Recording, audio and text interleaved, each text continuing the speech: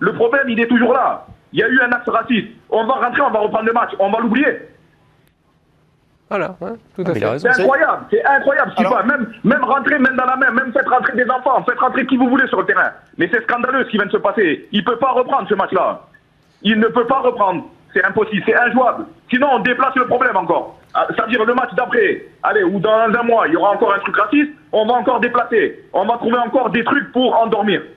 Et il y en a marre de dormir. Il y en a marre d'endormir les gens et de déplacer les problèmes. Là, il y a un problème, il faut le résoudre.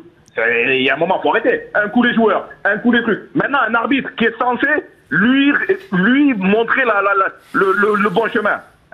C'est pas possible. Djibril, votre révolte, elle vient de là. C'est que ce soit un officiel qui soit au cœur du problème ce soir. C'est ça qui vous révolte? C'est encore pire. Ça doit venir de personne. Mais que ça vienne d'un officiel, mais c'est incroyable. Et qu'on se demande en plus s'il faut reprendre le match. Mais c'est quoi cette question?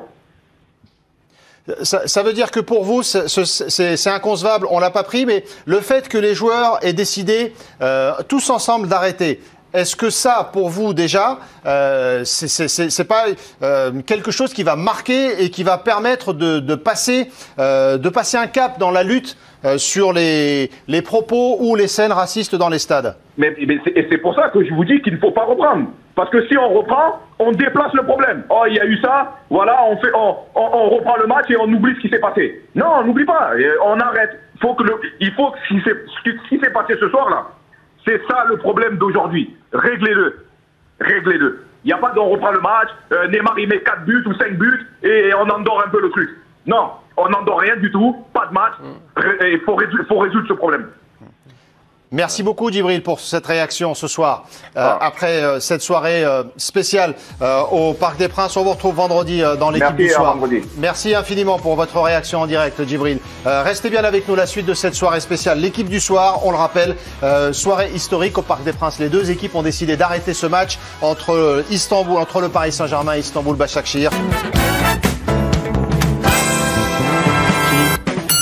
C'est l'équipe du soir, bonsoir à tous et bienvenue. Soirée déconcertante au Parc des Princes. Nous étions réunis ce soir avec Karine Galli, avec Hervé Penaud, avec Guillaume Dufy, Jo Mikou, j'allais vous appeler le président, non il est là, le président Avis, Eddie Roustan, pour débriefer sportivement PSG Başakşehir.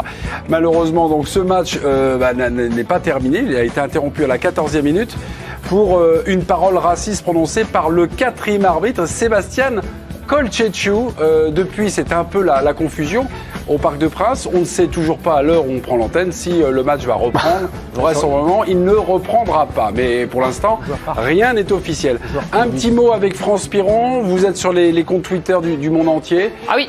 Vous surveillez ça. Si l'UEFA, pour l'instant, qui est un peu aux fraises, pour l'instant n'a pas forcément communiqué grand-chose. Pas encore de décision officielle, juste vous montrer le petit tweet que l'on va voir et qui a déjà été beaucoup repris ce soir, qui a été lancé par le club d'Istanbul Başakşehir, No to Racism, qui a été retweeté 150 000 fois par les clubs de foot, par les footballeurs, par tous les pays à travers toute la planète. Voilà, c'est le mot d'ordre de ce soir. Voilà mes amis. Les faits... Est-ce qu'on peut avoir les images en régie ou pas? Ne me les mettez pas tout de suite. Donc... Match du Paris Saint-Germain, Başakşehir, donc interrompu pour une parole raciste du 4e arbitre, Sébastien Kolchetchu. Tout commence à la 14e minute, faute de Kimpembe qui fait réagir le banc. L'arbitre du match est alerté donc par un mouvement sur le banc de touche de Başakşehir. Oviedo Ategan, ça c'est l'arbitre du match, veut exclure ou avertir et demande l'identité justement de la personne à avertir. Et ça, il s'appuie sur son 4e arbitre qui s'appelle Sébastien Kolchetchu. Et c'est là que tout bascule puisque Sébastien Kolchetchu montre la personne à avertir, en la personne donc d'Achille Webo, et le dit c'est ce noir-là, et en roumain c'est ce négro, on est là, ce négro, et aussitôt évidemment il y aura une réaction de Webo et une réaction également d'un joueur sur le banc, Dembaba, qu'on connaît bien ici. On peut montrer les images ou pas? Eh bien, on regarde la séquence.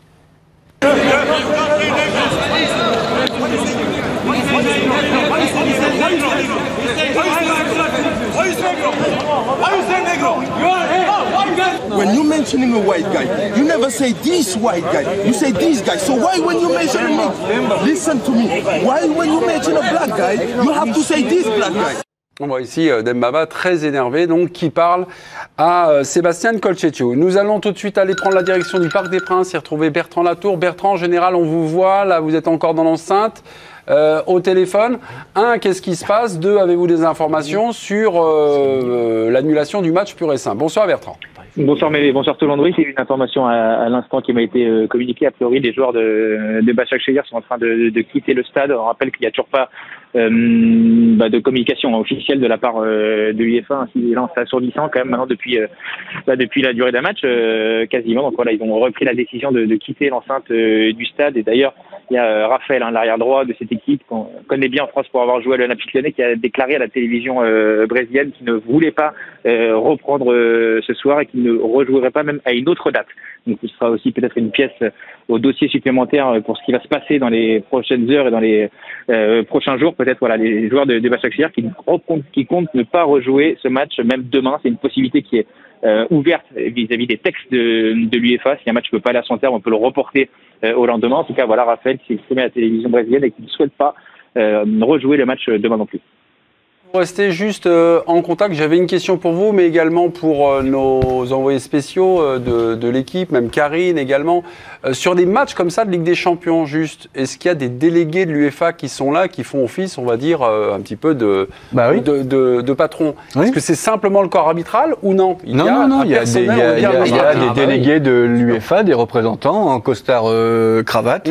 Comme lorsque vous allez sur un match de l'équipe de France, vous avez des gens internationaux, des gens de l'UEFA ou de la FIFA en costard cravate qui présentent bien. Donc là, je pense que pour cette rencontre-là, il devait y avoir des délégués. Vous nous confirmez, Bertrand, dans la mesure du possible, évidemment, Bertrand, s'il y a des gens de l'UEFA qui étaient là, comme d'habitude? Oui, évidemment qu'il y avait du personnel de l'UEFA, il y a des délégués, on l'a vu dans un premier temps sur l'attroupement qu'il y a pu avoir juste au bord de la pelouse entre les joueurs évidemment de Başakşehir, les joueurs du Paris Saint-Germain, les différents staffs. Leonardo, mais à un moment donné, est descendu sur la pelouse pour converser avec les joueurs. Après, je suppose qu'il y a eu un certain nombre de discussions dans les couloirs, dans les allées du Parc des Princes, auxquelles je n'avais pas accès évidemment, puisque nous on est en tribune, mais oui, c'est la procédure habituelle. Ok. Bertrand, vous restez évidemment en ligne. Vous flirtez évidemment le nez au vent pour tenter de récupérer des informations. Vraisemblablement, le match sera annulé ce soir. Quand est-ce qu'il va être rejoué? On vous écoute. Le match est reporté par le diffuseur RMC ce soir. Je vous parle et je viens de l'apprendre. La question, est-ce que c'est une soirée qui fera date? Voilà. On est dans un acte de racisme, ou en tout cas d'injure raciste, et on pourra éventuellement en parler, donner quelques nuances peut-être, mais déjà sur la portée de la soirée, ce match n'a pas eu lieu. Ah bah oui, mais symboliquement, là, ce qui s'est passé ce soir, ça va marquer l'histoire du football. Ça, il n'y a absolument aucun doute. On n'a jamais vu ça. C'est la première fois que ça arrive, avec un arbitre en plus, c'est-à-dire un officiel, celui qui doit dire et faire la loi. Et le fait que ça n'ait pas eu lieu, que ce soit arrêté, que tous les joueurs, vous avez vu cet élan de solidarité assez incroyable de tous les joueurs. On a vu Neymar, on a vu Mbappé, qui sont venus voir les joueurs de Başakşehir, Kimpembe. Après, cet élan mondial qu'on est en train de voir, ça part du Brésil. Ça va, on a vu en Turquie des réactions politiques, les clubs français, les joueurs, Kimpembe, donc là, ce qu'on vient de voir aujourd'hui, c'est un moment historique du football mondial. C'est pas du football même européen, c'est du football mondial. Ça m'a rappelé, en regardant le match, ce qu'a dit à plusieurs reprises sur des sujets et des questions de supporters qui émettaient des cris racistes dans les tribunes. Et il y avait souvent Nabil qui était ému à raison et qui expliquait que si un jour on voulait que ça change, il fallait absolument que ça vienne des joueurs et des grands joueurs et que c'était à eux, à un moment de prendre leurs responsabilités et de quitter le terrain. Bon là c'est différent, ça ne vient pas des tribunes, ça vient du banc et ils ont pris leurs responsabilités. Ils ont décidé de rentrer au vestiaire. Pas uniquement 11 joueurs, les 22. Paris Saint-Germain, Başakşehir, quand est-ce que ce match, donc officiellement reporté, sera rejoué? Un élément peut-être d'information, une petite indiscrétion, ce n'est pas encore officiel, France? On va utiliser le conditionnel, mais normalement ce serait demain, 18h55, le report du match, selon Europe 1 ou encore RMC. RMC annonce le report du match pour demain, 18h55. Là, il faut attendre, parce que nos amis turcs peuvent peut-être avoir un vol nocturne, décider de s'envoler. Ah là, c'est match perdu, alors là. Ah, mais si on en croit le commentaire de Raphaël devant la télé brésilienne. Peut-être qu'il y a eu un conciliabule dans les vestiaires et que les joueurs ont décidé de rentrer, de ne pas vouloir jouer ce match et de marquer encore plus fort et encore plus le coup. Bon, pour l'UEFA, ça va être un problème difficilement soluble si le match se déroule pas et qu'ils veulent partir.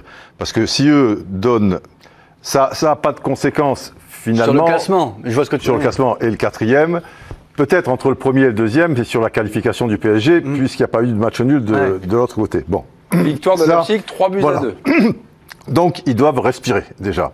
Mais après, si tu donnes match perdu à celui qui serait la victime d'actes racistes, c'est pas possible non plus. Non, c'est pas vrai. Surtout venant du corps arbitral. Oui. Si ça venait membre de l'UEFA. Membre de l'UEFA. Donc ça devient très très compliqué pour eux. Voilà, parce que là, effectivement, ça va avoir une portée mondiale. C'est effectivement historique. C'est effectivement sans doute une bonne chose pour la lutte contre le racisme dans le football, parce que voilà, il fallait qu'il y ait un appel d'air. Et si c'est fait une fois, bon, maintenant, ça sera plus facile de le faire.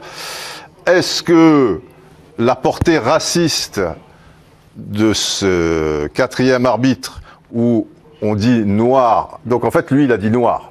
Oui. Il a dit à son arbitre principal, c'est le noir qui pose problème. Parlant en roumain. Puisque négro, puisque noir en roumain, ça se dit négrou. Négrou, avec un U visiblement à la fin. Voilà. Et Weibo, lui, il comprend négro, il s'est fait traiter de nègre, d'où ses réactions et de tout ce qui enchaîne. Bon, alors, voilà, là après on pourra discuter, mais dans tous les cas, faut pas effectivement... dans tous les cas, on ne présente pas ou on n'interpelle pas quelqu'un en fonction de sa couleur de peau. Ça déjà, c'est la moindre des choses.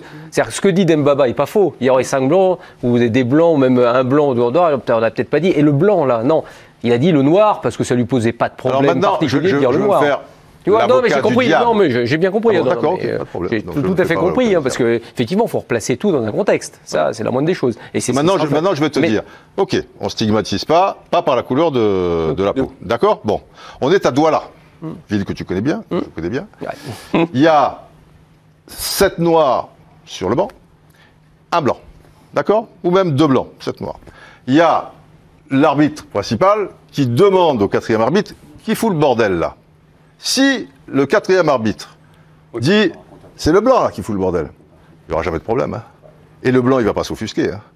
Et il ne va pas dire pourquoi tu me traites de blanc, toi, ou truc. Donc, il va sortir. Ça prouve bien que le problème est profond. Le problème est profond. Et il y a beaucoup d'hypocrisie dans le problème. Ah non, c'est pas ça. Ça prouve bien qu'il y a beaucoup de problèmes pour les Noirs évoluant. Alors, on parle du foot. Et plus que ça, parce que là, ça dépasse aussi ce cadre-là. Il y a une sensibilité chez le Noir qui sera évidemment beaucoup plus forte que chez le blanc. Parce que il n'y a pas de question d'heureusement.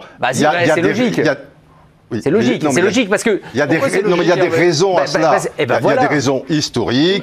Mais bien évidemment. C'est qu'à partir si tu inverses le problème. Évidemment. Si pendant des années, tu as entendu des propos racistes, soit par des adversaires, alors peut-être par des arbitres, moi j'en sais rien, visiblement peut-être que ça peut arriver. Je dis pas sur ce cas précis. Ça va plus loin que ça. Non mais ce que je t'explique, c'est-à-dire que d'une certaine manière, heureusement que tu es beaucoup plus sensibilisé que quelqu'un qui ne vit pas ces moments-là. Donc cette raison elle est là. Et en plus, tu ajoutes ça, tu agglomères d'autres choses, c'est-à-dire la vie plus globale qui sort du cadre du sport et sur comment vivent les Noirs, on parlait, ou les Maghrébins de France. Mais tout ça, à ce moment-là, ressort, on dit, puisqu'on n'a pas ci, puisqu'on n'a pas ça, on n'a pas de travail, on n'a pas de logement, et en plus on se fait traiter, on dit, tiens, le Noir, là, c'est un peu comme si tu avais été pris 50 fois dans une cité, on dit, le Noir, tu viens ici, c'est exactement la même chose. Alors qu'à un moment, il n'y a pas de Noir, il n'y a pas de Blanc. La deuxième personne à droite, est-ce qu'elle peut venir vers moi? La troisième, c'est simple, c'est relativement simple. Le Pierre Weibo qui est au milieu de joueurs, tu peux facilement lui dire, tiens, le deuxième à droite ou le troisième à gauche, et ça ne pose aucun problème. Mais à partir du moment où tu le montres du doigt, tu le stigmatises. Et peut-être ressort en plus chez d'autres joueurs, peut-être que chez Dembaba, tout ce qu'il a vécu. Et c'est un vécu qui ressort, c'est pas simplement à ce moment-là. Et c'est le vécu sportif, et c'est le vécu social. Dis-le à la caméra, me regarde pas, c'est pas à moi. Non, mais je sais bien, non, mais c'est pas une attaque. Bien évidemment, mais... C'est quelque chose, qui mérite une image en direct du Parc des Princes, un bus, pas n'importe quel bus, c'est le bus des Turcs de Başakşehir. Image de Pierre Esquer. Pierre n'oublie simplement que clé de contact est mise, donc les joueurs turcs de Başakşehir vont prendre la poudre d'escampette dans quelques minutes. Il faudrait voir où presque les suivre. Vont à leur hôtel ou non, mais oui, pour savoir si ces deux cars vont dans un hôtel parisien ou prennent la direction d'un aéroport parisien. Du Bourget, je pense que c'est un club assez riche qui a un vol privé. Il n'y a pas trop de... Les hôtels sont assez libres. Ouais, donc c'est assez facile à gérer. Il y a de la place. France, qu'avez-vous ajouté Là, Elia, c'est plus hypothétique. Là, le match est reporté mercredi, demain, 18h55. Et puis un petit tweet connexion avec la tablette de Kylian Mbappé qui était sur la pelouse ce soir, qu'on a vu très impliqué. Il s'exprime en anglais, Kylian. Say no to racism. Mr. Weibo, we are with you. L'adjoint donc de l'équipe du Başakşehir. Et c'est vrai que si on prend vraiment l'enchaînement des faits de manière très très factuelle, on parle des gens du banc de Başakşehir, mais on a vu très rapidement également les joueurs du Paris Saint-Germain, et il me revient en tête Mbappé et Neymar. Neymar est le premier d'essayer de comprendre. Neymar et Mbappé, enfin, les images qu'on a vues sont les premiers à demander à Dembaba ce qui s'est passé, parce que c'est Dembaba aussi en fait finalement, parce que Weibo avait entre guillemets accepté d'être expulsé, il avait pris la direction. Ah non, il gueule à ce moment-là. Non, mais après, Weibo, il accepte après la sanction, donc c'est-à-dire le rouge. Il a répété X fois pourquoi des gros, pourquoi des gros. Mais sauf que ce qui fait que le match est annulé et que tous les joueurs disent non, on ne veut pas jouer, c'est l'action vraiment de Dembaba, parce que lui, Dembaba a tout suivi et il dit non. Pourquoi vous l'avez traité Et je me demande si Neymar va pas avant voir. Il parle à l'arbitre de touche. Oui, très rapidement. Je crois que Neymar avant même Dembaba. Il vient se renseigner en tout cas. Mais on a vu tout de suite Neymar et Mbappé près de la ligne de touche et avec tout le monde et évidemment l'intervention de Dembaba. Ils se sont tout de suite tous parlé. Neymar qui, rappelons-le, c'est dit victime aussi d'insultes il n'y a pas très longtemps contre l'OM. Non ? Oui, bien sûr. Contre Alvaro, c'était le même mot qui aurait été utilisé, je Absolument. Crois, et donc lui s'est peut-être senti effectivement très touché par ce qui s'est passé. Et c'est pour ça que moi je trouve que là on vit quelque chose d'assez incroyable. Juste, on va repasser juste une image. Mathieu en régie, si je vous dis les campagnes antiracistes de l'UEFA ou de la FIFA, vous avez l'image qui est prête à partir. Allez, lancez-la. Généralement c'est ça. Dizemos não ao racismo. Nein zum Rassismus. Nei til racismo. Nee tegen racisme. No to racism. No al racismo.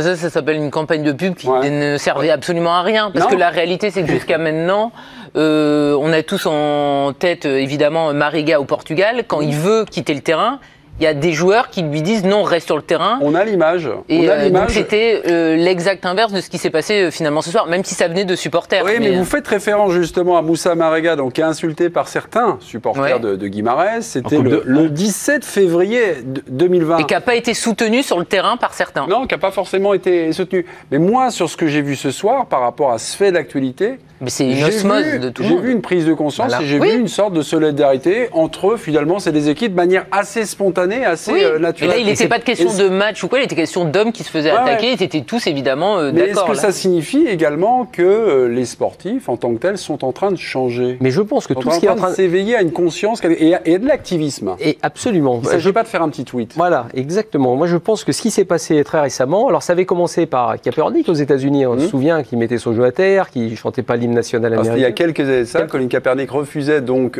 de se tenir debout pendant l'hymne national et avait posé un genou à terre. Le bon Kaepernick avait été d'ailleurs viré par son équipe et par la NFL. Exactement. Et après, petit à petit, on s'est rendu compte qu'il y avait une forme de prise de conscience sociale, politique de beaucoup de joueurs, beaucoup de sportifs, de sportifs en général. Après, il y a eu tous les événements, évidemment, George Floyd aux États-Unis. Il y a eu récemment les événements avec le producteur de télé, de musique, qui a été frappé dans son local. Et on sent qu'il se passe quelque chose, que ça enclenche quelque chose de nouveau. Et on l'a vu avec des tweets, même à l'époque, le soir même, de Mbappé, de Griezmann, et de joueurs qui se sont sentis concernés par toutes ces violences. Ils en ont marre de subir. Et c'est pour ça que moi, quelque chose qui est un petit peu différent par rapport à Mariga et par rapport au public. Là, c'est une personne qui est à 5 mètres de toi, et tu te sens insulté, tu te sens agressé, tu te sens victime d'un acte. C'est facile de cibler d'où ça vient. Donc, tout ça, tout de suite, tu peux régler le problème, aller au bout et ne pas lâcher l'affaire. Si c'est un public et une partie du public, c'est vague. Une masse. C'est 20 personnes, c'est 100 personnes, c'est 200 personnes. Est-ce que demain, alors ça, c'est déjà une étape.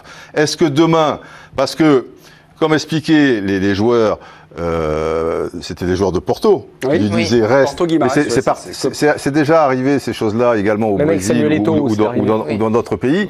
C'était, tu leur donnes raison.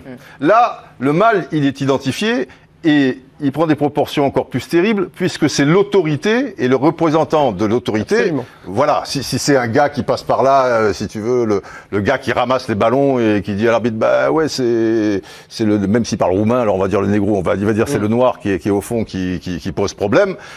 Alors peut-être qu'il quitterait le machin parce qu'il dit quel est ce ramasseur de balles, etc. Mais voilà, il y a tout qui est présenté et qui les place effectivement les joueurs dans d'assez bonnes conditions, mais il faut le faire quand même, pour aller jusqu'au bout. Maintenant, il faudra voir la Didier, ce qui est important aussi quand même ce soir, et comme on le voyait sur les images, c'est qu'à aucun moment, tu as des joueurs qui ont dit non, mais on va quand même reprendre, etc. Tu as raison. Ça. Alors que sur les images de Mariga, ce qui était quand même choquant, c'est qu'il n'était pas soutenu. Tu te rappelles, il était retenu sur le terrain, etc. Alors que là, on ne parle pas des supporters, on parle de tes coéquipiers ou de tes adversaires. C'est vrai que là, il y a une forme de solidarité. Mais je ne pense pas que les partenaires de Mariga était évidemment, c'est toujours pareil. Le mal d'autrui est un songe, me disait mon grand-père, antillais justement. Et tu peux pas te mettre dans ce que tu expliquais à un moment, dans la souffrance de quelqu'un qui se sent au quotidien plus ou moins exclu par rapport à quelque chose, qui fait partie d'une culture ou de personnes qui ont la même peau que la sienne et qui ont été exploitées sur des siècles ou des choses comme ça et trucs. Et donc, c'est compliqué aussi pour des gens. C'est pour ça que la prise de conscience doit être générale. Oui, mais tu vois, c'est Mbappé, Kimpembe, Neymar. Oui. Qui sont évidemment plus sensibles au sujet que le sera Herrera ou des choses comme ça. Sur les violences policières, la Griezmann à sortir du bois, à tweeter et à s'émouvoir, c'est Griezmann. C'est Griezmann. Oui. Le même Griezmann qui, parce qu'il s'était peinturluré, je te signale, en noir pour les Globetrotters, machin. Oui. Parce qu'on est aussi dans un système et une surenchère, tu vois, comme quoi. Moi, je pense que, de toute manière, et c'est pour ça que c'est effectivement ce spot, il sert à rien. L'UEFA se donne bonne conscience parce qu'ils se sentent dépassés. Il dit voilà, on fait ce truc-là, on lutte contre le racisme. Hein, vous pouvez pas dire on fait un spot parce que tu peux te servir et même d'un point de vue sociétal de la puissance que représente le joueur parce que je pense que sauf cas très rare, les joueurs qui depuis leur plus jeune âge sont mélangés, sont avec des joueurs d'Afrique de l'Ouest, d'Afrique du Nord, d'Amérique du Sud, de machin truc et tout. Tu sais très bien que si tu vis au quotidien avec des gens de toute culture dans une passion commune, c'est là où tu vas comprendre, même si peut-être il y avait des tendances autour de toi le machin, que le racisme est une saloperie de première et ne se doit pas d'exister, puisque tu vas comprendre au quotidien, tu vas vivre des choses intenses ensemble, tu vas pleurer au même moment, tu vas être ouvert, tu vas discuter, ah bon, tu as un problème de cœur, bah figure-toi que machin ou truc, et c'est fini. Heureusement, non mais le sport doit aider à ça. Mais je veux dire par là que l'UEFA et la FIFA devraient aller plus loin et les impliquer plus. Le problème, mais tu vois qu'ils vont pas loin, les amendes par exemple sur les matchs européens. Les amendes, parce que il y a des clubs qui sont sanctionnés. Les amendes, c'est ridicule. Tu veux dire les sanctions, pourquoi? Quand, par exemple, des injures racistes, descendent des tribunes, c'est ridicule. Les sanctions sont ridicules. Non, c'est ridicule. Il y a eu un club hongrois, je crois, qui a pris plus cher que les autres, un club hongrois. Didier, Guillaume, on va juste redonner la parole à Bertrand. Il semblerait que ça bouge du côté du Parc des Princes. Vous m'entendez, Bertrand? Oui, je vous entends, Olivier, bien sûr. Bertrand, on a l'image, qu'est-ce qui se passe? On voit le bus, on voit une estafette de police. On ne distingue pas grand-chose. Qu'est-ce qui se passe autour de vous?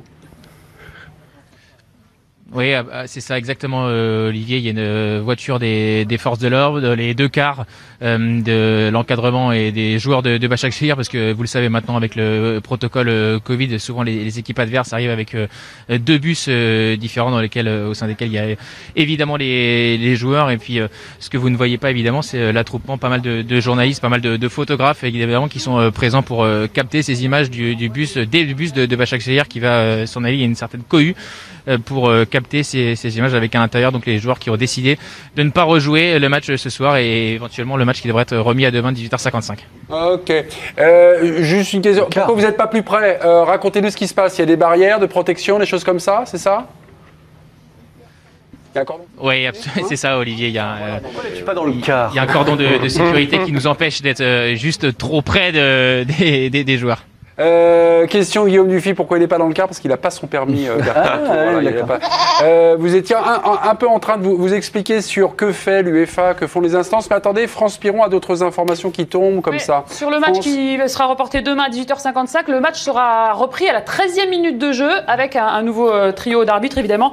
Et puis juste quelques petites réactions de tous les univers du monde du sport qui est complètement choqué. Rio Ferdinand, Raphaël Leao, Yannick Nyanga, Maury Levaux, Mayedine Mekissi, ça va dans tous les sens. Tout le monde évidemment soutient ce qui s'est passé ce soir et s'insurge surtout sur ce qui s'est passé ce soir. Comme disait Hervé, vous le disiez en préambule, c'est une soirée vraiment historique.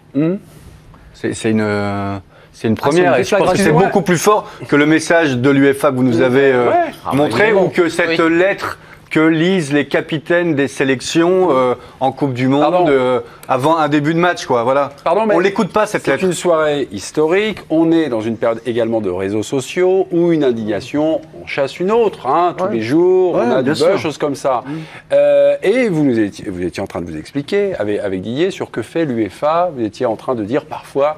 L'UEFA fait pas grand-chose, les amendes sont minables. Même les instances, est-ce que c'est même une soirée historique, mais une soirée historique sans forcément le lendemain? Après, l'important, c'est le prolongement. Mais l'important, c'est le prolongement. Savoir évidemment ce qui va se passer. Parce qu'on a connu, effectivement, des indignations. Et puis, 2-3 jours après, le soufflet retombe. Et puis après, on repart comme avant. Mais moi, j'ai la sensation, c'est bizarre. Moi, j'ai la sensation que ce soir, c'est quelque chose de différent.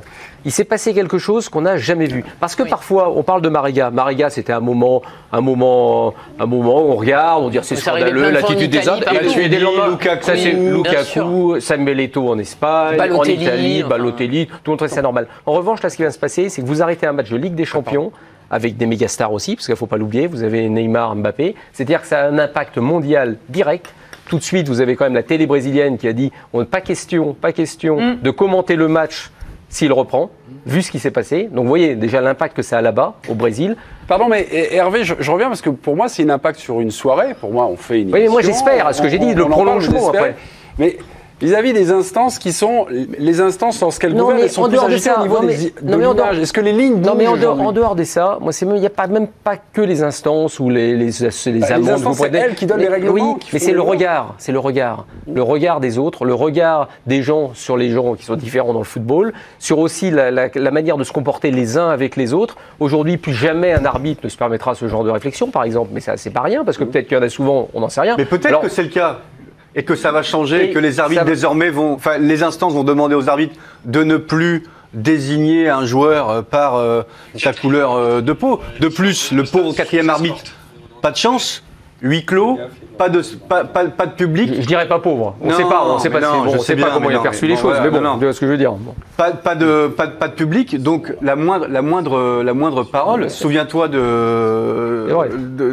y a eu des entraîneurs qui ont proféré les insultes il y a de nombreuses années à huis clos, et ça s'est entendu très rapidement. Et vaut mieux une société qui enfin regarde ses problèmes plutôt qu'il les mettait sous le tapis, parce que ça a été ça pendant des années. Mais on le voit partout. Là, on l'a vu aussi en Angleterre avec certains joueurs, même dans l'équipe de rugby. On a vu dans pas mal d'endroits où aujourd'hui, enfin, les comportements déviants, en tout cas la manière de parler et de se comporter évidemment, est sanctionnée. Et heureusement. Et je pense que de cette manière-là, ça va permettre aussi, même de manière plus globale, aux gens dans la société peut-être de se sentir un peu plus intégrés. Pour beaucoup. On va revoir les images de la soirée. Alors pas d'image de but, pas d'image de match, mais l'image de l'incident. Donc match Paris Saint-Germain-Başakşehir. Les faits avant avant tous les faits. 14e minute, l'arbitre du match est alerté par le banc de touche de Başakşehir.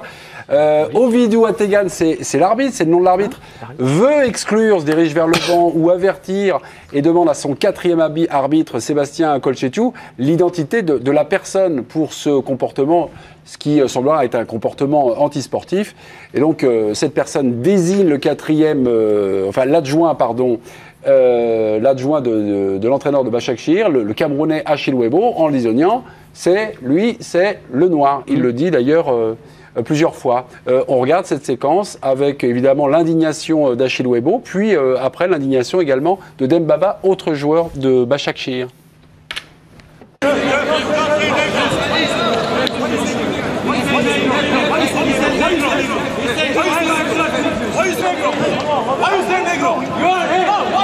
When you're mentioning a white guy, you never say this white guy. You say these guys. So why when you mention me, listen to me. Why when you mention a black guy, you have to say this black guy? Merde, ce mec-là. Mes amis, nous sommes en retour en direct. Nous sommes toujours en direct du Parc des Princes. Image de Pierre Esquer qui filme le bus des joueurs de Başakşehir. Le match n'a pas eu lieu. Il aura lieu demain. Il sera reprogrammé donc et redébutera là où il s'est arrêté à la 14e minute. 0-0. Je regardais, on fait parfois des débats sur les arbitres. On avait fait un débat, notamment à l'occasion du dernier Classico. Pourquoi ne pas équiper les arbitres d'un micro, là encore? Ça aurait été peut-être des éléments de preuve, des éléments de disculpation, en tout cas des éléments nets et sans bavure. Ils ont des micros pour se parler entre eux. Oui, mais donc il y a forcément une bande. Est-ce que les bandes sont enregistrées? Je crois, oui. Il faut espérer quand même. Si tu as des micros, si tu as des bandes, tu as donc les arbitres qui se parlent entre eux, tu penses que c'est pas enregistré? Si, Saïd Njimi disait que c'était enregistré. On va savoir assez facilement. Ils ont des bandes son. Oui, logiquement, s'ils veulent. Ça fait partie du match. Oui, s'ils veulent récupérer les bandes son, visiblement, ce qu'il expliquait, on peut tout à fait le contrôler. Quand des bandes sont enregistrées, des bandes se perdent aussi. Ah putain! Il y a aussi des micros qui restent ouverts. France, vous avez dit un gros mot. Je suis obligé là, de vous avertir, évidemment. C'est un carton jaune pour vous, pour grossièreté caractéristique. Merci, ma Française. Ah, mais sur ça, vous nous dites que finalement, ces bandes vont être récupérées. Ça va.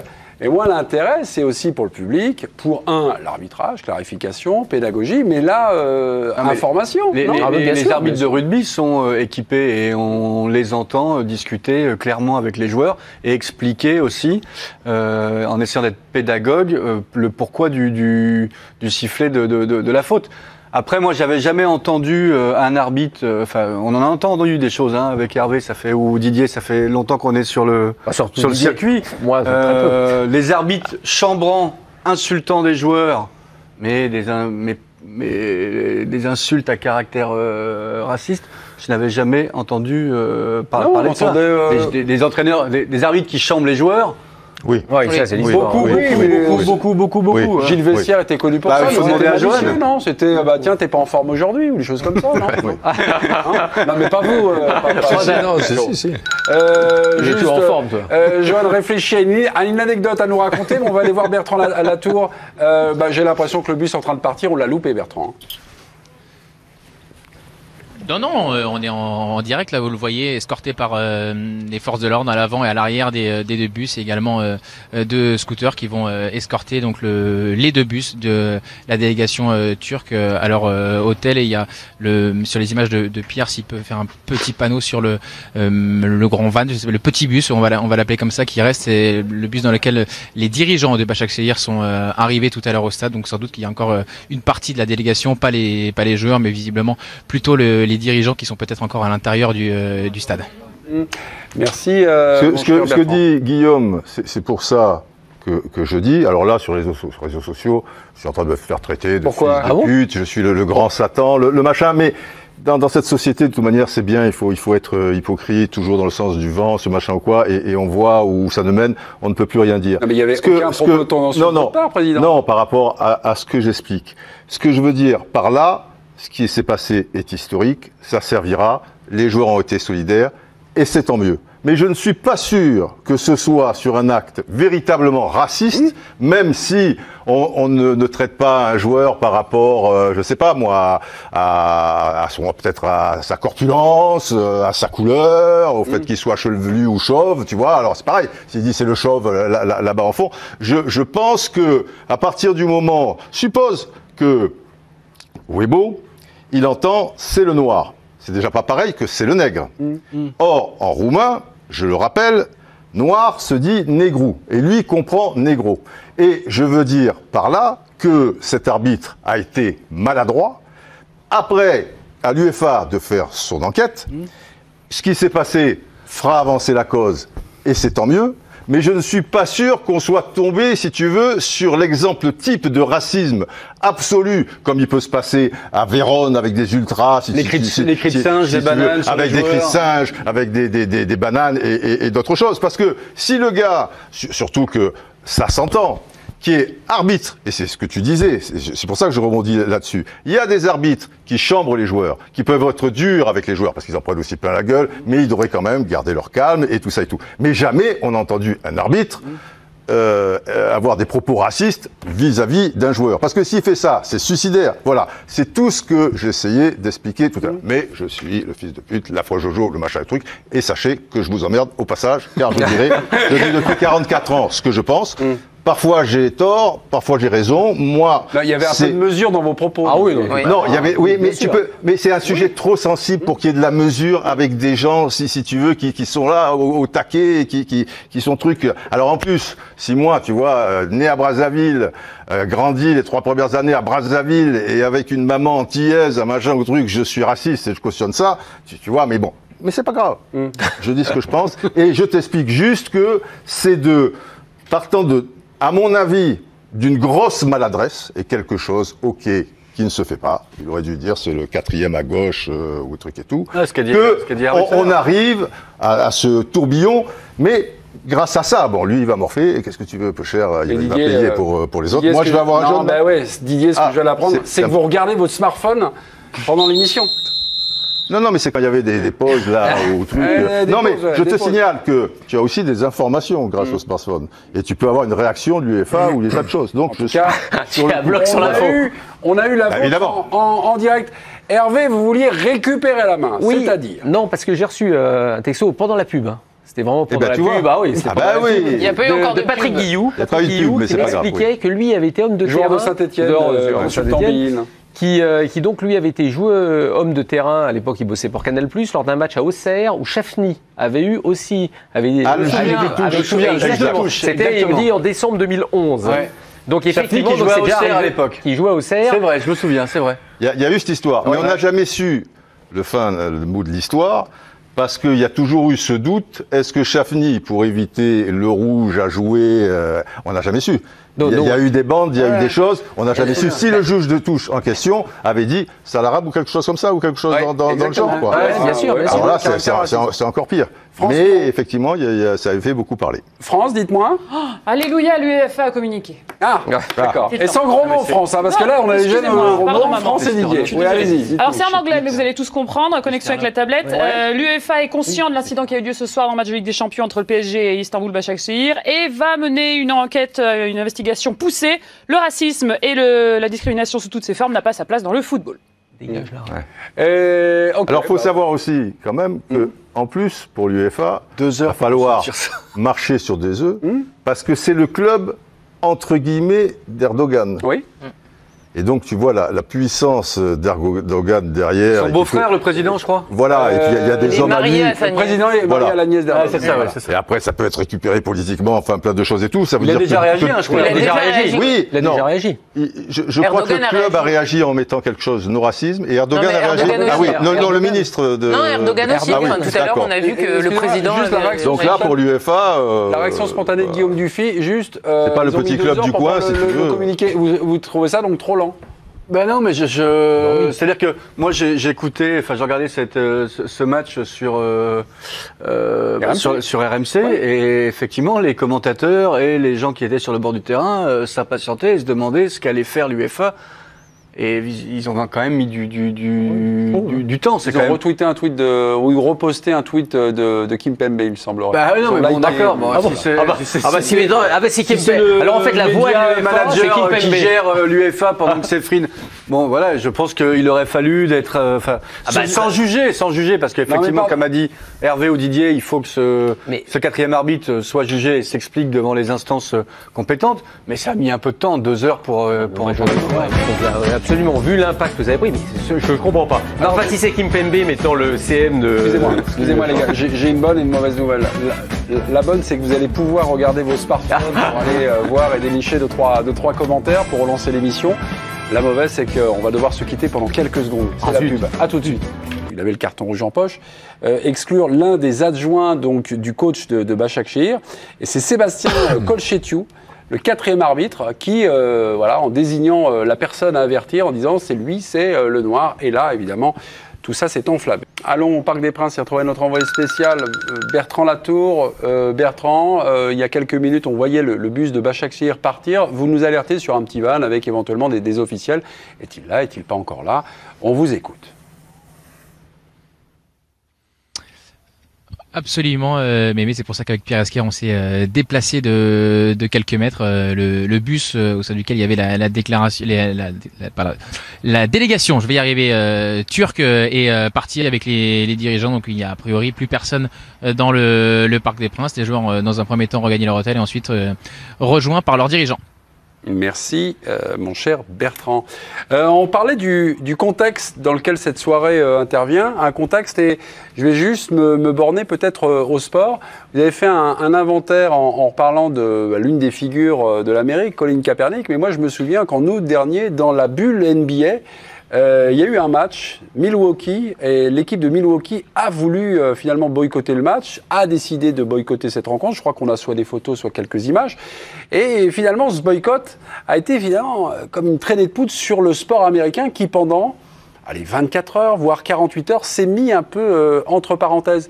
Est-ce qu'il faut faire un lien ou pas entre cette prise de conscience là et qu'on a vécue en direct dans l'équipe du soir et cette journée d'aujourd'hui? Est-ce que finalement, le sport est en train d'avoir une conscience, et une conscience, non pas politique, mais une conscience activiste, de passer à l'action? Mais moi, je pense que ce sont les Américains qui ont donné le ton. Il faut pas... faut voir les choses comme elles sont. Et alors, il faut toujours contextualiser. C'est pas ce qui se passe aux États-Unis, n'est pas ce qui se passe en Europe. En revanche, il y a pas ruissellement. Exactement. En revanche, il y a cette forme de ruissellement entre ce qui peut se passer là-bas et d'un seul coup, j'allais dire que les sportifs européens qu'on connaît se sentent un peu plus forts, comme soutenus d'une certaine manière, et ont moins peur d'afficher leurs opinions et de dire ce qu'ils pensent. En plus, aujourd'hui, c'est vrai qu'on est dans une société. Alors, c'est vrai qu'on va rester au sport, mais ça pourrait être élargi. Et tout ça fait, à mon avis, qu'il y a cet effet boule de neige et qui permet à des joueurs qui, à une certaine époque, seraient restés un petit peu plus en dedans, d'ouvrir et d'affirmer leurs opinions. Quand vous me dites la peur, moi j'ai plus l'impression, et je reviens sur le match de l'an dernier avec Marega, donc insulté par des supporters, certains supporters de Guimarães, des cris donc insupportables. Ses coéquipiers leur prennent pour dire non, viens, on rejoue. Mais victime du système. Est-ce que soit ils sont victimes du système, ou finalement un joueur de foot, c'est comme ça. Je trouve que c'est. Et peut-être calibré pour jouer, et pas forcément. Je trouve que c'est différent, mais il y a deux écoles. Oui. Il y a celle, effectivement, de Marega qui souffre au plus profond de lui-même avec les cris de singes qui lui sont, pour le coup, destinés. On a bien compris, c'est même arrivé en France, oui, bien dans sûr. certains coins, etc. Bon, bref. Et des joueurs qui estiment que si une minorité, si tu veux, dans un coin du stade fait ça, tu leur donnes raison. Regarde Dani Alves, si tu veux, il reçoit une banane. Il avait mangé la banane. Il a mangé la banane. Il a mis tout le monde d'accord. Hop, il a tiré le cordaire. Alors aussi, Dani Alves, la banane, il se la prend en pleine poire aussi, parce que la banane, ça, on a bien compris le message. Et peut-être, il peut être touché comme Marega l'a été sur le moment, et dire à ses joueurs, etc. et tout. Et je ne pense pas que les joueurs qui retiendraient peut-être Dani Alves, comme ceux de Porto l'ont fait, Alors évidemment, il ne donne pas raison à ceux qui. Non, je dis juste. Est-ce que quand un joueur joue au foot pour sa partie, il est tellement concentré? Non, mais il n'y a pas forcément une conscience politique. Maintenant, il va y avoir. Il est possible qu'il y ait un avant et qu'il y ait un après. Moi, je me souviens, Joseph-Antoine Bell, un match à Geoffroy Guichard, il était gardien de but stéphanois, il avait reçu des bananes. Quand il allait dans certains stades à Marseille, tout ça, il recevait des bananes, etc. Bon, ce procès à l'as, tout ça, tout va bien. Là. Et pourtant, à l'époque, il avait parlé. Et ça avait fait du bruit, lui, il avait parlé. Il dit, moi, je me souviens, je revois ces images. Gamin, là, vous me racontez ça? Bien sûr. Je revois encore ces images. J'y étais, je l'ai montré à Saint-Etienne, des trucs, il se prend une pierre dans la tête, et en plus, les bananes, bon, bref. Après, tu vois aussi, bon, c'est autre chose. Je pense que là, il y aura un avant et un après. Et il est bien possible que si Marenga arrivait après, et ben là, peut-être tout le monde quitterait. On va voir la suite. Hein, ça. Hervé, je sais que vous voulez absolument réagir. Ça va être après la pub, c'est un teasing formidable. On va marquer une pause après la pub et on trouvera d'ailleurs Bertrand Latour, notre envoyé spécial, en direct du Parc des Princes. Elle est là tout de suite. L'équipe du soir, vous êtes dans la prolongation, nous sommes en direct jusqu'à minuit et demi. Pour l'instant, pas un mot de football. Pourquoi? Puisque le match Paris-Başakşehir n'a pas eu lieu ce soir. On est ensemble donc jusqu'à minuit et demi. On dit minuit et demi à peu près, minuit 20, voilà, en compagnie. Minuit 20, 48 secondes. Ça va la régie? Du calme et petit. On est là, ils vont bien. Johan Micou, Guillaume Dufy, Hervé Penaud, Karine Galli, le patron, le président à vie, c'est Didier Roustan. Attention, tu lances en disant le noir. Monsieur le noir. Monsieur le noir. Monsieur le noir. C'est pas ça. C'est Negrou. Oui, Negrou en roumain veut dire le noir. Et oui, mais c'est pas pareil. Parce que lui, Weibo, il n'entend pas le noir. Alors le noir, déjà. Il ne devrait pas le dire, on est d'accord. Ça lui ferait peut-être pas plaisir pour X raisons. Il va dire, est-ce que tu dirais le blanc alors que noir, etc. Tu as qu'à dire le troisième à gauche. On est d'accord. Mais à partir du moment où pour lui c'est le négro, parce qu'évidemment, négro, lui il entend négro, il ne sait pas qu'en roumain, noir se dit négro, d'où la confusion. Et après, ça prend les proportions qu'on connaît. Mais pour Weibo, il entend le nègre. Et le nègre, c'est pas pareil. On va au Parc des Princes y retrouver Bertrand Latour. Bertrand, envoyé spécial. Parce que là, s'il dit pour le coup, c'est le nègre là-bas au bout du banc qui fout le why. Oui. Alors là, bon. Et là, c'est impardonnable. Enfin, on ne peut plus discuter. Bertrand Latour, envoyé spécial pour la chaîne L'Équipe. En général, vous êtes évidemment là, vous scrutez les blogs, vous scrutez les individualités.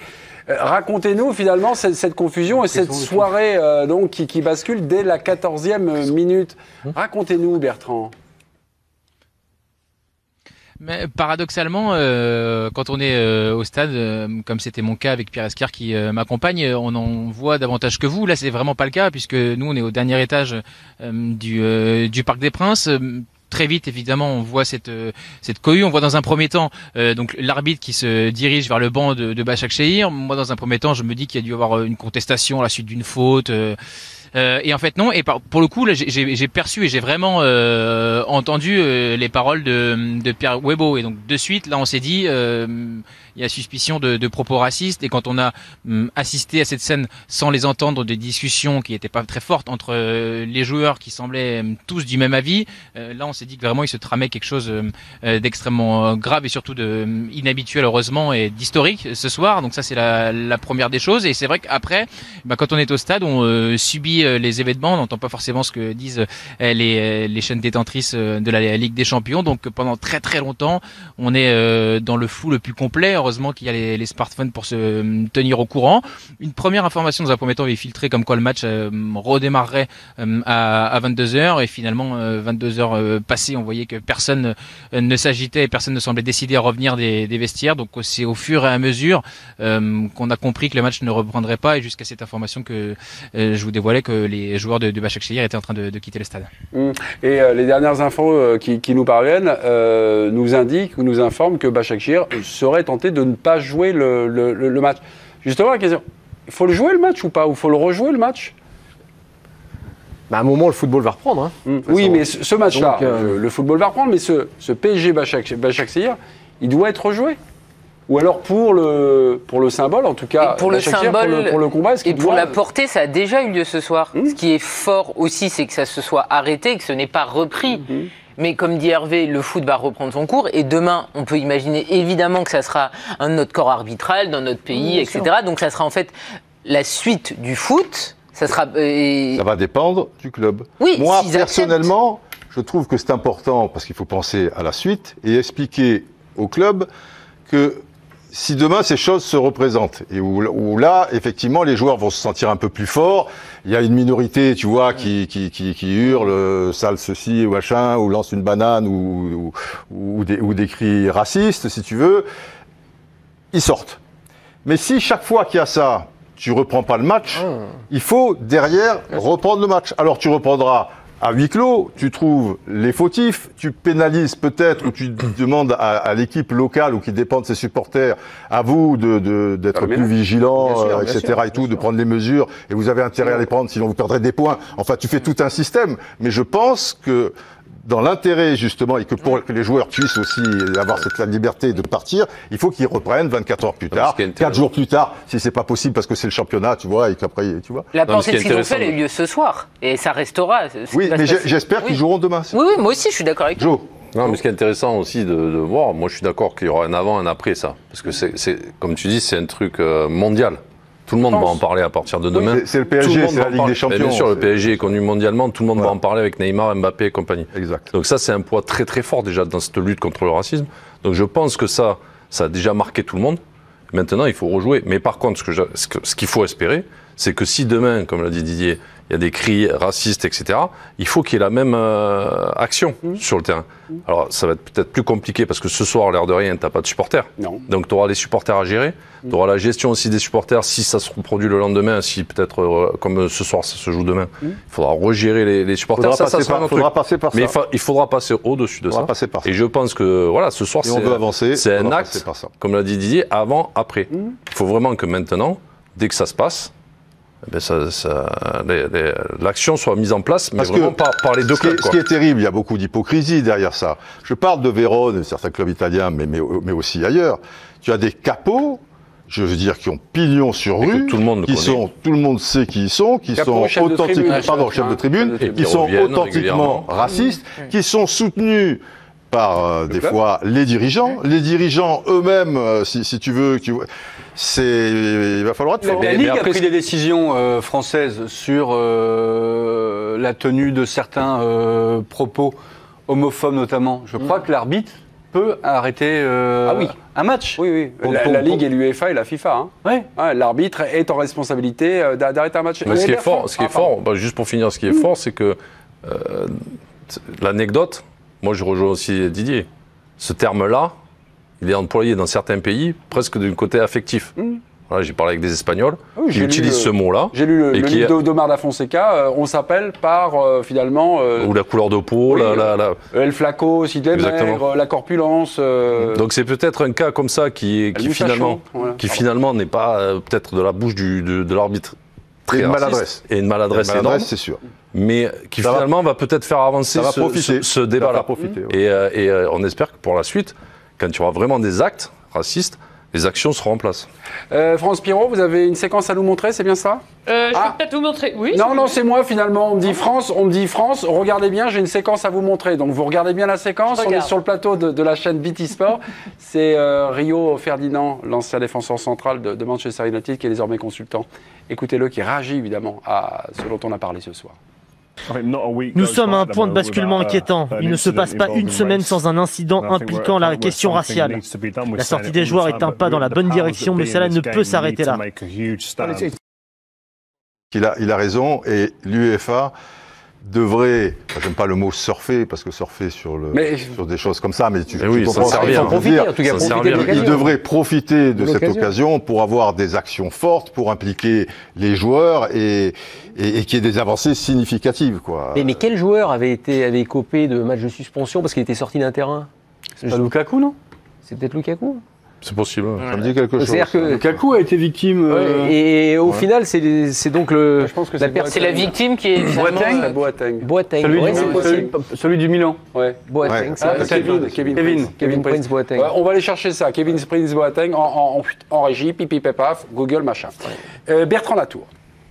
Le match, est-ce qu'il doit reprendre ou finalement est-ce qu'il doit s'arrêter là? Je pense, je vous lance bien, je pense que vous voulez intervenir sur cette question-là, Bertrand.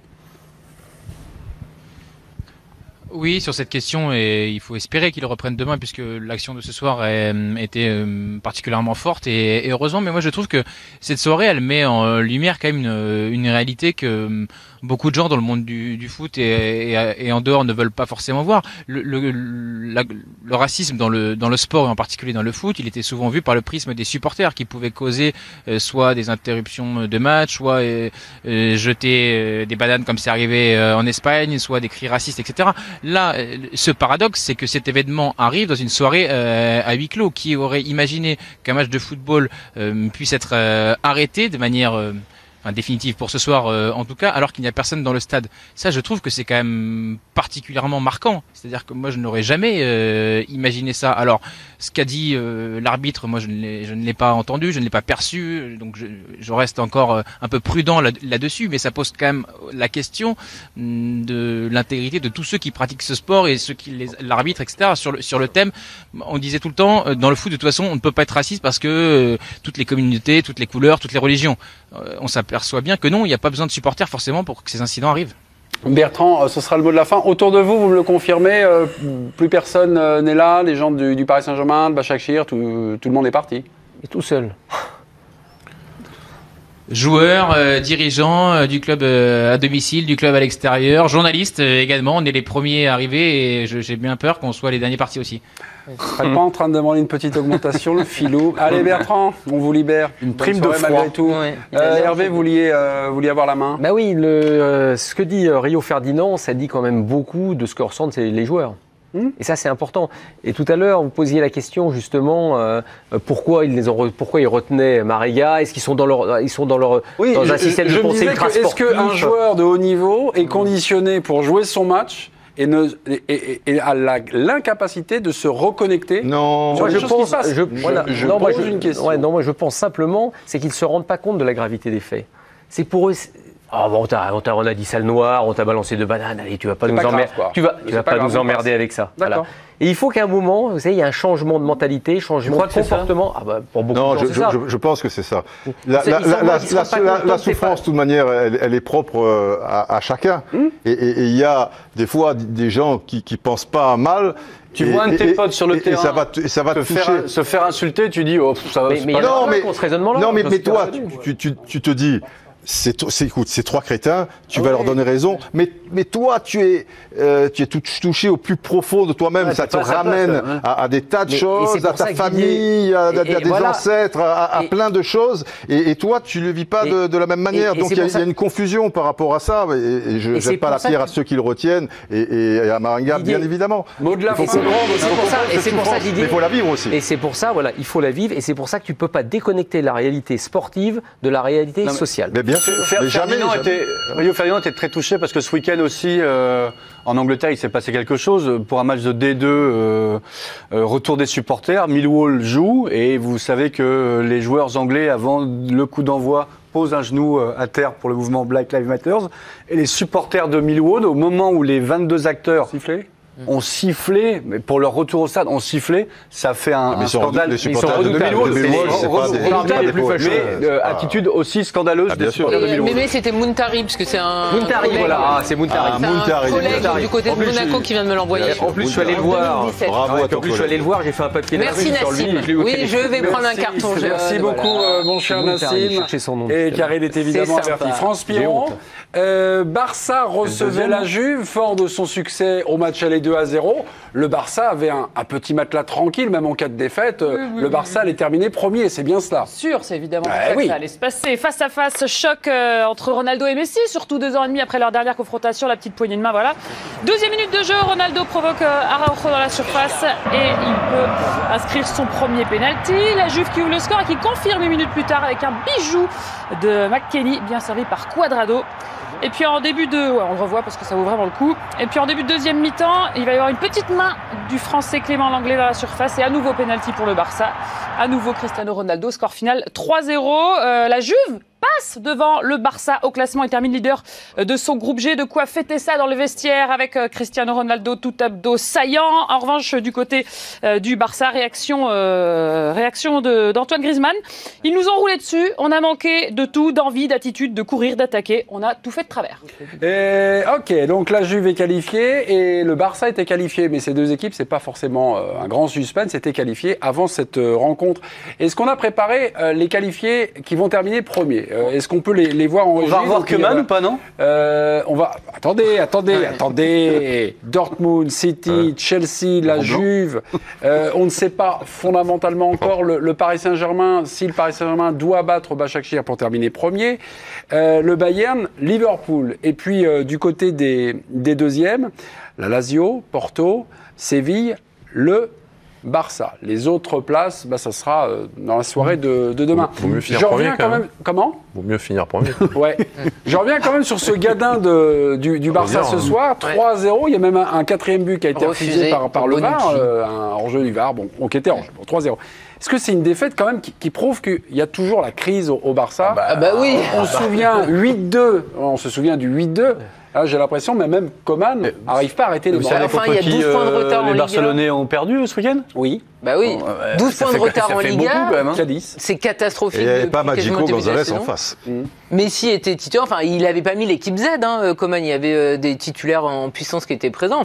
Oui, c'est la catastrophe, mais c'est dans la lignée de la saison passée. Sauf que là, c'est encore pire, parce qu'ils ont déjà 12 points de retard en Ligue 1. Et c'est là de gros problèmes économiques au bord de la faillite, avec ça très compliqué. Les salaires qui ont été, qui seront payés plus tard. Et on voit que finalement, vous changez d'entraîneur, il y a les mêmes résultats. Donc à un moment, c'est plus les entraîneurs. Parce que je veux bien que vous preniez Koeman, quel était celui qui était avant. Valverde, je faisais exprès, mais après, on a oublié Quique Sétienne. Ils ont tous explosé. C'est pas parce que Valverde est nul, Quique Sétienne est nul, pas parce que Koeman, il a quand même prouvé précédemment ce qu'il savait faire. C'est qu'à un moment, c'est l'équipe qui est en train d'exploser. Et c'est inquiétant, très inquiétant. Donc, crise complète dans ce club. Il y a le retour de Umtiti, après 5 mois. En seconde période, il est entré. Je sais que vous êtes un amoureux du Barça, vous aimez ce grand Barça. Pas celui-là, par contre. Pas celui d'hier non plus. Qu'est-ce que vous avez malheureusement encore revu ce soir? Moi, je suis amoureux pas forcément de Barcelone, mais de la manière de jouer de Barcelone. Et on l'a perdu depuis plusieurs mois, voire années. Et ils n'arrivent pas. Non, mais je suis d'accord avec tout le monde. C'est-à-dire qu'en fait, les coachs se succèdent et sont remplacés, mais ça reste la même catastrophe. Non, ça manque de mouvement. Après, moi, je pense que le milieu de terrain, quand il y avait le grand milieu de terrain avec Xavi, Iniesta et Busquets, ils n'ont pas réussi à remplacer. Alors, forcément, vous allez me dire, c'est irremplaçable. Mais après, essayer de te rapprocher dans le recrutement, essayer d'aller chercher les joueurs qui pourraient être... Ils ont essayé. Ils ont eu une période où avec Rakitic qui était en pleine forme, ça marchait plutôt pas mal. Et après, quand lui a été un peu moins bien, je trouve que cette équipe retrouve ses qualités d'avant. Hervé, on va juste aller voir, parce qu'il y a d'autres informations en images à donner. Dans le groupe du Paris Saint-Germain, Leipzig accueillait Manchester United. On a cru à un moment que le score allait être, en tout cas, qu'il allait y avoir un match nul entre ces deux équipes. Absolument, match à suspense entre les Allemands et les Anglais. Leipzig qui a rapidement ouvert le score dès la deuxième minute de jeu et qui reprend du gauche en demi-volée avec Amadou Haidara qui arrive derrière et reprend en deux volées. Côté gauche, concrétisé par Justin 80e minute de jeu. Et puis inscrit en 2 minutes pour Manu. On aurait bien pu croire à l'égalisation, mais non, pas de troisième but qui aurait pu relancer le suspense dans ce groupe. Victoire 3-2 pour Leipzig en tête du groupe qui qualifie le PSG deuxième sans avoir joué. Manchester United est troisième ce soir. Je voyais effaré par le niveau des défenses ce soir, Hervé. Mais comme souvent avec Leipzig, c'est très étonnant. C'est une équipe qui joue, mais c'est ce qu'on adore. Franchement, c'est pour ça que moi je trouve que le football allemand, faut le juger comme du football allemand. Il y a des erreurs de défense, mais ça fait partie du jeu. Quand vous attaquez autant, vous prenez autant de risques. Les entraîneurs acceptent l'idée du déséquilibre. Voilà. Faut l'accepter. Alors, des défenses sur les buts, on n'a pas trop vu quand même. C'est un pénalty, un corner. Ouais, non, mais sur moi je parlais aussi de de manière globale. Et puis souvent avec Leipzig, là, moi je le disais. Attention quand même d'attaquer comme ça la Bundesliga en présence. Ah, j'attaque pas parce que. Non, mais il s'appuie sur les extraits du match et il y a un penalty et un corner. Et les autres, ils prennent des buts dans tous les sens. Non, mais là, il attaque la défense de Leipzig. Excusez-moi. On vient avec tes images, Hervé vient avec ses réponses. Et Mémé vient avec ses questions. Voilà, exactement. C'est l'équipe du soir. Et je reviens avec mes relances. Malheureusement, le Stade Rennais est éliminé, mais le Stade Rennais s'est incliné une nouvelle fois face à Séville. 2-0, c'est ça? C'est le score final? Non, 3-0. 3, vous avez manqué la fin du match. C'est écrit, en fait. Ils ont appris les buts plateau au moment où il y avait 2-0. Voilà, demi-heure de jeu. On y va, demi-heure de jeu. Ouverture du score d'une demi-volée. Fouette, centre au premier poteau. En-Nesyri coupe les offre un doublé. 3-0 pour Rennes avec ce pénalty de Rutter. Rennes qui sauve l'honneur mais qui concède une nouvelle défaite. Score final 3-1 pour Séville. On a 1 minute pour parler malheureusement du Stade Rennais qui coule de plus en plus. Ouais. Ah, j'ai une théorie. Ils sont arrivés en Ligue des Champions, ça allait plutôt bien. Ils avaient commencé leur championnat, 5 premières journées, 4 victoires et un match nul. Donc c'est la Ligue des Champions. Ils commencent la Ligue des Champions Krasnodar, ils enchaînent un match nul. Et alors derrière, le Gadin, 12 matchs, une seule victoire. C'était une victoire ric-rac contre Brest. Et derrière, dans le lot, 9 défaites. Moi, j'avais dit que la Ligue des Champions, quand tu la connais pas, tu ramasses, pas qu'en Ligue des Champions. Non, là, tu ramasses en championnat aussi. Non, mais là, oui, parce que là, avant, sur tous les fronts. Là, hein. Non, mais là, ce qui est dur aussi cette année, c'est que il y a eu 2 blocs de 3 semaines, c'est ça? Oui, c'est ça, ouais. Donc là, t'as enchaîné match de championnat, Ligue des Champions, match de championnat, donc ils ont pas réussi à gérer ça, pas que physiquement. Psychologiquement, à chaque fois, te remettre tous les 3 jours à être compétitif, c'est compliqué. Donc si je t'entends, après, ce soir, c'est dur. Ça va aller mieux. Ben, ça devrait aller mieux. Ce soir, c'est dur pour eux, parce qu'à 0-0, ils ont beaucoup d'occasions. C'était le mot de la fin du colonel Moutarde. Si, j'ai vu. Non, mais fais pas cette tête. J'ai vu qu'à 0-0, ils ont eu énormément d'occasions. Et ben voilà, on vous embrasse. On vous dit à demain. Ciao.